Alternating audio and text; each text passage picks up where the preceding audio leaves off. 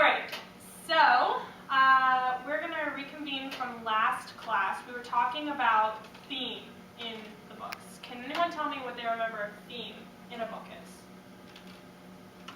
Yeah? Like the general idea of the story? Right, the general idea, like the underlying message. Theme sometimes in stories is the lesson that the author wants you to learn, right?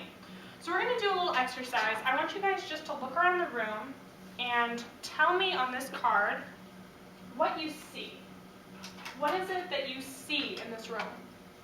What does the room look like to you? I'm going to give you about a minute and a half, so write down any kind of keywords, colors, pictures, phrases. You can do anything like smell, sounds. Write it all down, okay? Excellent. All right, before we get into the cards, I want you guys to look at the words I put on the board. Samantha, what do those words say? Fiction and nonfiction. And do you remember what we described nonfiction as? Something that's real. Something that's real, right. So something that's really happened. Mike, what does fiction mean? Do you remember? Something that's not real. Something that's not real, right? So I want you guys to just take some turns and read some of the things you've written down on your cards. Why don't you start us off, Tyler? Whiteboard. Whiteboard, good. Classmates. Classmates, right. Yellow. Yellow, Word. good. So let's remove ourselves from this situation real quick and think about those words and what they mean. Do you think if you were to read these words to someone not in this room right now, they would know that you were in a classroom? Where do you think I'm going with this? If we talked about theme last time, what's something that we might be talking about this week if we're talking about what's in a room? Mike? Setting. Setting, good.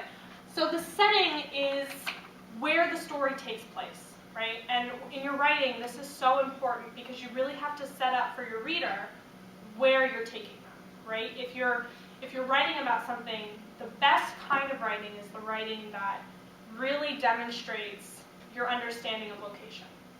Do you guys agree with that statement? Do you think if you know in your brain or you can visualize in your heads where the story is, you're more captivated by it? Yeah. Okay. So we're going to talk today about setting in fiction. And what I was just saying, this is particularly important because in nonfiction, you don't write about, if we were writing a nonfiction story about this classroom, I might use the words that you guys have just told me because I'd be writing about a real life event. We're sitting in this classroom, we're learning this stuff. So I'm going to read you guys just a little passage from one of my favorite stories. This is by Roald Dahl. And I'm just going to read you guys a page, and I want to have a discussion afterwards, all right? So this is chapter 1, The Witching Hour. Sophie couldn't sleep. A brilliant moonbeam was slanting through a gap in the curtains. It was shining right onto her pillows. The other children in the dormitory had been asleep for hours. Sophie closed her eyes and lay quiet still. She tried very hard to doze off, but it was no good. The moonbeams was like a silver blade slicing through the room onto her face. The house was absolutely silent. No voices came up from downstairs. There were no footsteps on the floor above either. The windows behind the curtain was wide open, but nobody was walking on the pavement outside. No cars went by on the street. Not the tiniest sound could be heard anywhere. Sophie had never known such silence. All right, I'm going to stop there. Samantha, I noticed you were writing stuff down. What were you writing down? Well, you were just talking about settings, so I was picking out keywords that would kind of, let me know where she is and what it looks like, the room that she's in. Okay, why don't you share with us some of the keywords you So first they mentioned brilliant moon. So and she's on a bed. So it's kind of a dark setting. She's on a bed. There's other children. So, some sort of room. Maybe it's her siblings that are in the room with her. Those were really good answers. Mike, from this was the first section in the first chapter of a book. Do you think Roald Dahl used really descriptive words when he was talking about where Sophie was? Things like brilliant moonbeam and silver blade slicing through the room to her face. I don't really think too much. Maybe, possibly. Possibly. Okay. Well, in this, Samantha, you were doing a good job by writing down some of the things you heard me say. When we're thinking about setting, Tyler, why is this passage, why does that tell you something about setting? because it gives like the descriptive elements of where they're at and helps put you in the story. Right, so even though we haven't looked very far into the future of this story, we're, you know, what is this, 5 paragraphs in. Do you have some idea of the beginning part in Sophie's adventure? Okay, she's lying on her bed, it's really quiet outside, unusually quiet. What inferences can you make from that passage? Where do you think the story's heading? You could think that like a big event is about to happen because it's late at night and it's dark time and she's the only one awake, so. Right. What were you going to say? I was gonna say something along those lines. Something along those lines. Good. Now, we were talking a little while ago about setting in fiction, and Roald Dahl, he's primarily known for his fiction writing.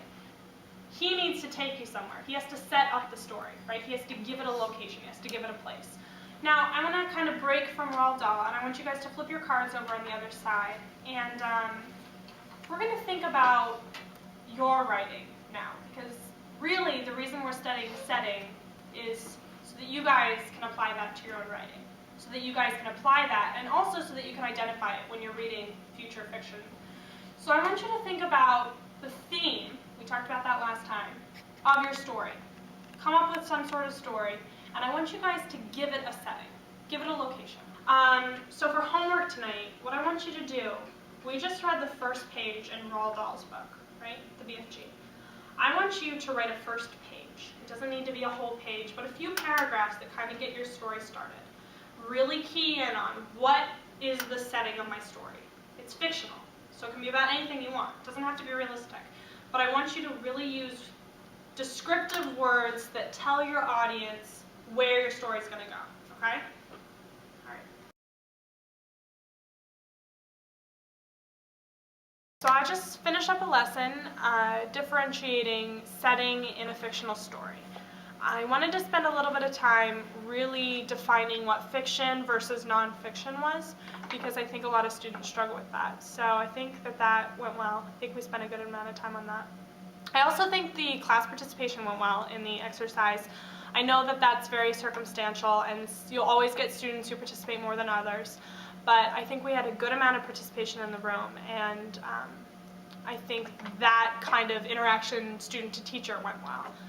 I think I could have spent a little bit more time actually defining setting. I spent more time reading a passage, but what I wanted to get across was that setting was easy to pick out from a story if you had a really solid example, and I also wanted to encourage them to go home and write something using setting, so maybe that went well.